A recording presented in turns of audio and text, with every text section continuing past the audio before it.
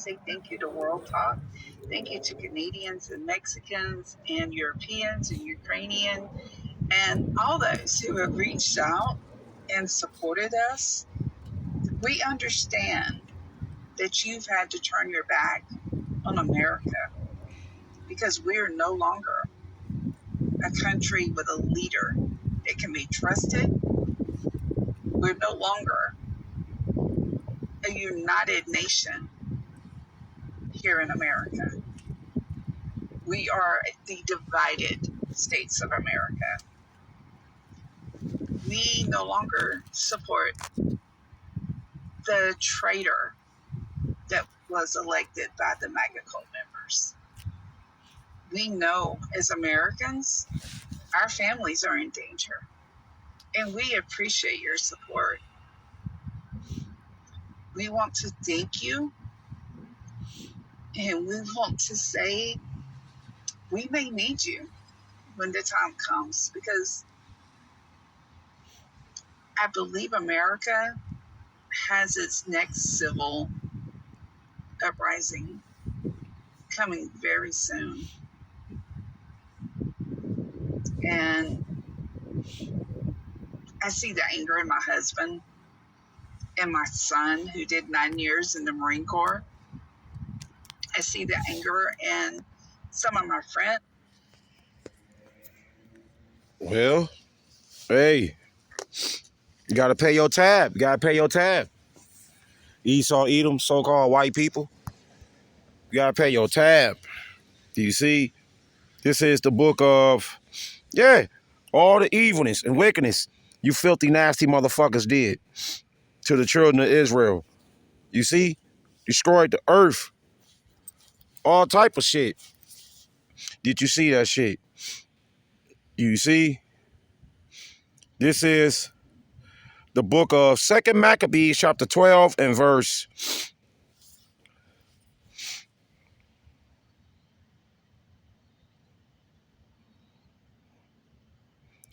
2nd Maccabees. Yeah. You see? The signs of the times we're living in. It's about war. Civil wars. Up wars. You see? Martial law. Civil unrest. Things of that such. Did you see that? Do you see? These are the signs of the times we're living in, man. That's what it's all about. Civil unrest. Civil wars. Up wars. We at war. You see? See? Civil wars. Up wars. You see? And these crackers very afraid in Babylon the Great. This filthy, nasty, disgusting, demonic ass place. You see? This is 2nd Maccabees chapter 12 and verse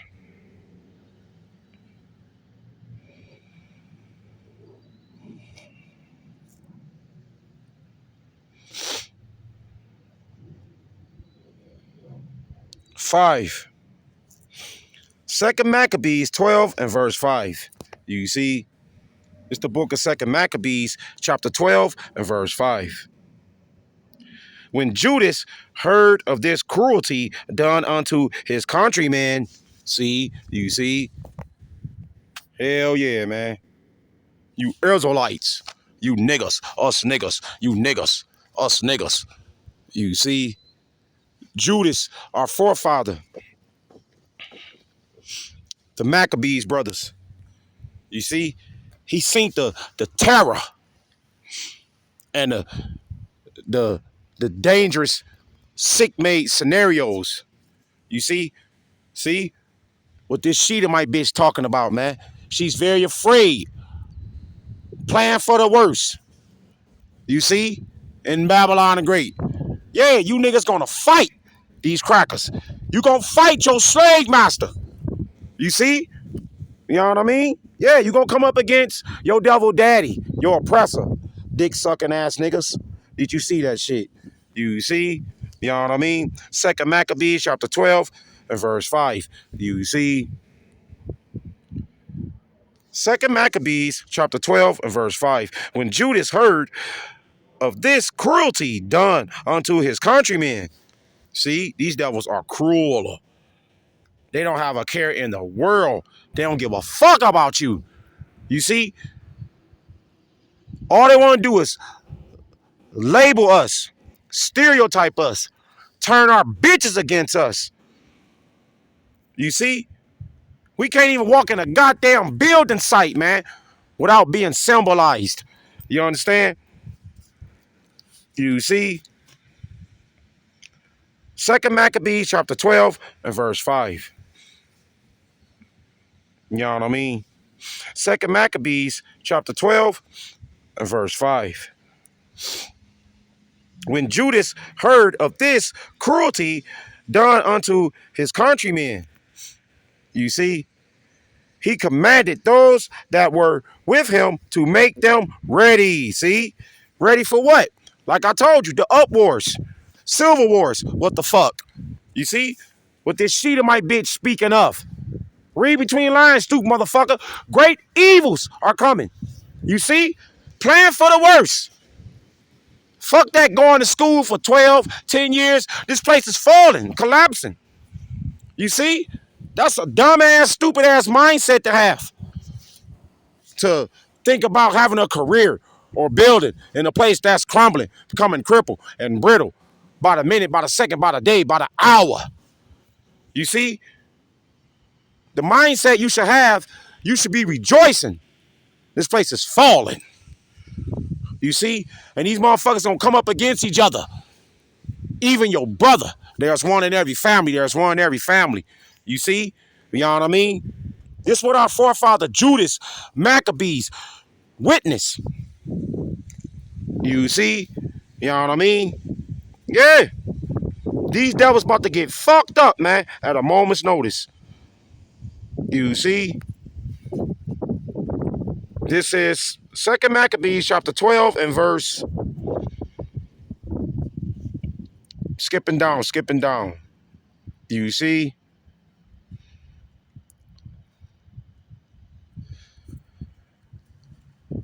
Second Maccabees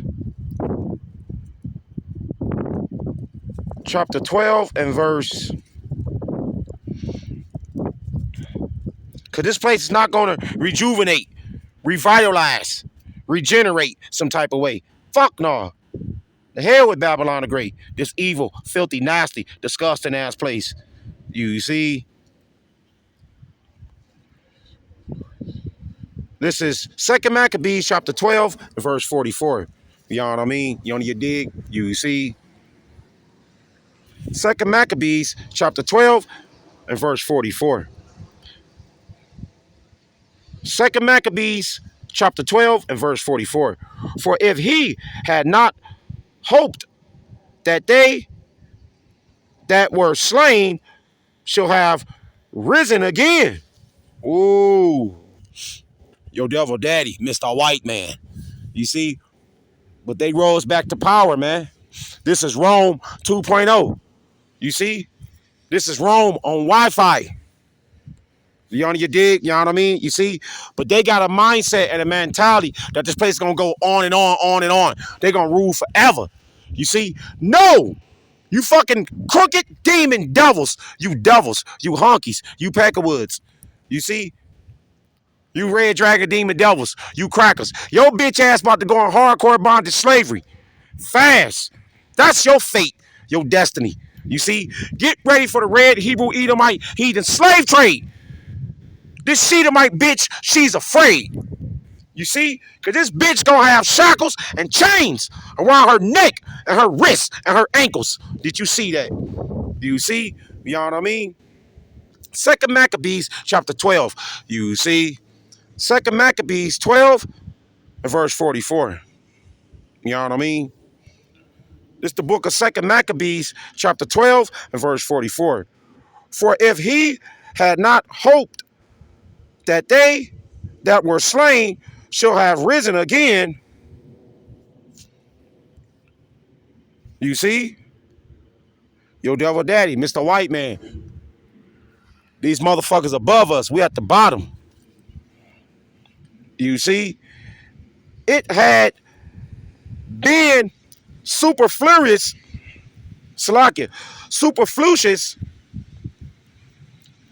and vain to pray for the dead. You see? And these crackers, these honkies, 2/3 Geralds, Dirty Dick Rodneys, Chad and Brad, you see? Tom and Jerry, they represent the dead. And dick sucking ass, sellout ass, nigga women bitches with no man. You see? You motherfuckers represent the dead. Because you don't know what's going on. You see? The signs of the times we're living in, man, it's about to get outrageous, man. Dangerous. This what this bitch is talking about. You see? This Sheetamite lady. The Heavenly Father, he deal with heathens. You see? On the left-hand side. Did you catch that? Did you see that? Believe that. You see? See? Superfluous. See? These motherfuckers fucked up. You see? It's very vain what they believe in. Do you your dig? You know what I mean? You see? America is falling, man. It never, never, ever will be risen again. You see?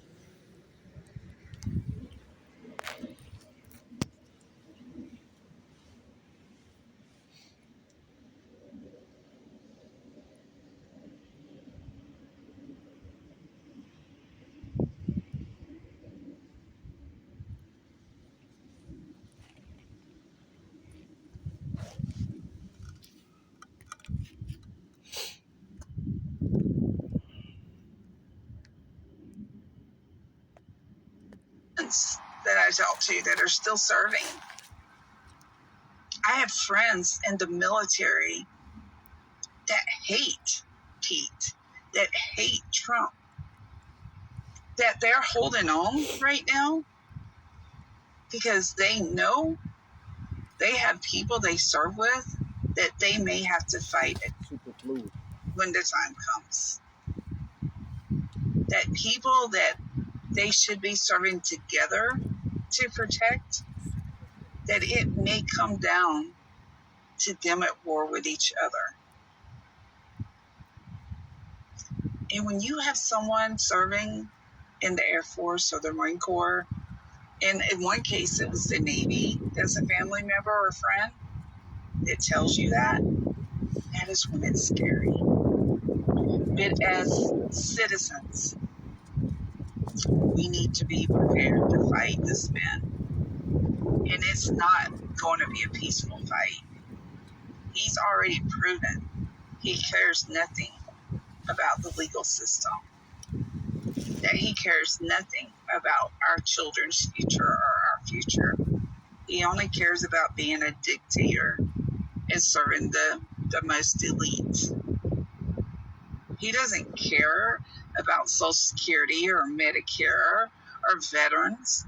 This man doesn't care about civil rights or women's rights or personal freedoms. He will take all that away. He doesn't care about this country unless it's under his kingdom and his authoritarian rules. He doesn't care about the Constitution or the Declaration of Independence. He put that up there for a reason, so he can mock it in the end.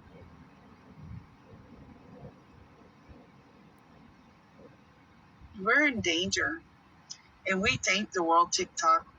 We thank the world leaders that have said they would have our backs, because we're going to need you when the hell unleashes on America that's coming, because it's going to get worse. It's going to get worse. And it would not surprise me if parts of America didn't look like Gaza in the end.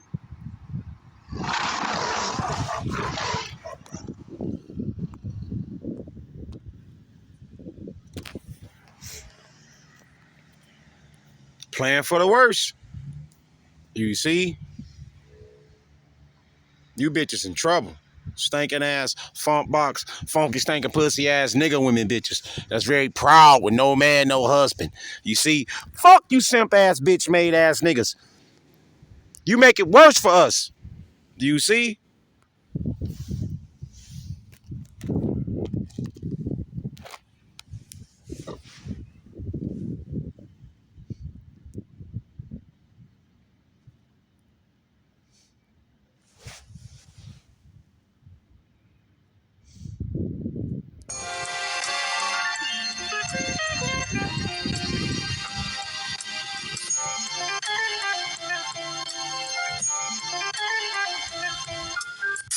Be very real with you. As a real estate agent who was doing this for 8 years now, I served in the military. I went overseas. I fought in Afghanistan. I did the thing for this country. I'm sick.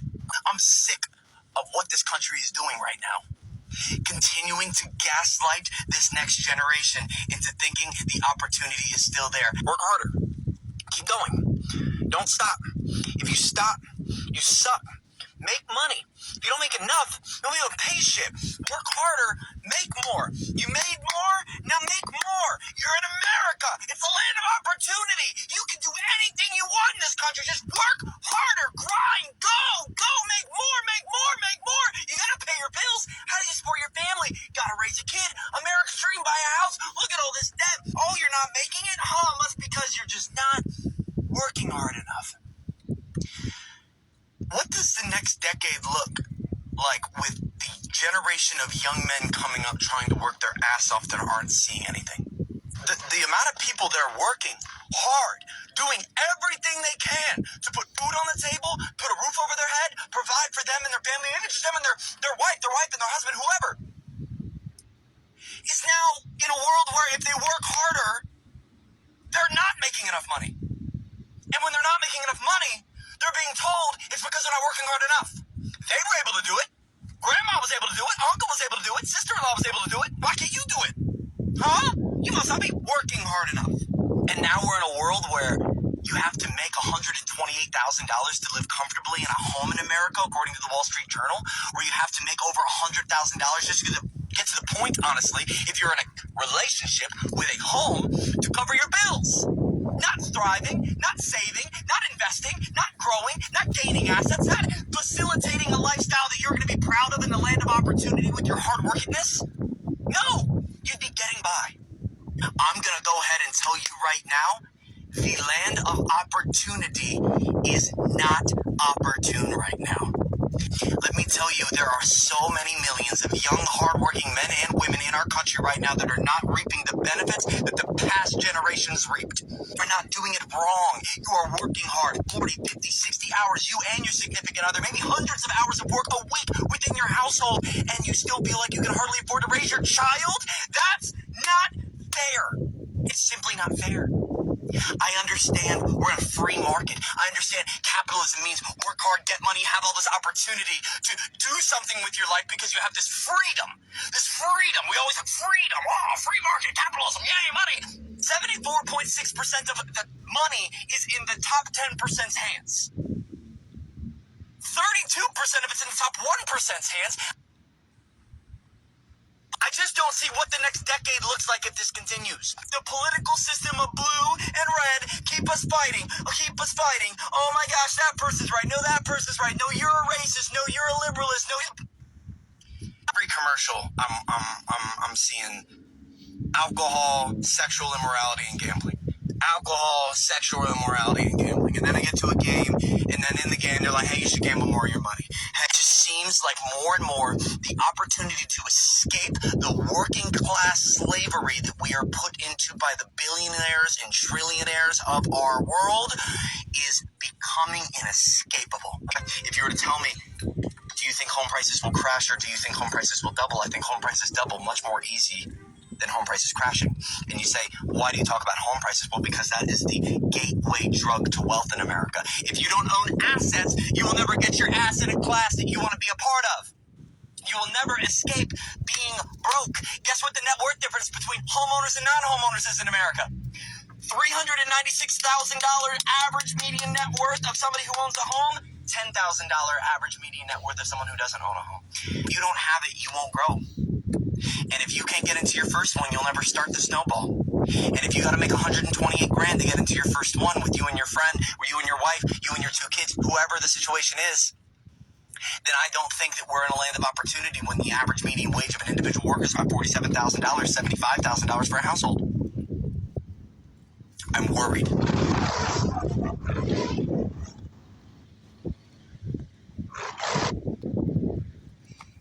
Like say, call Elohim La, Yahab Hashem, Yahushai.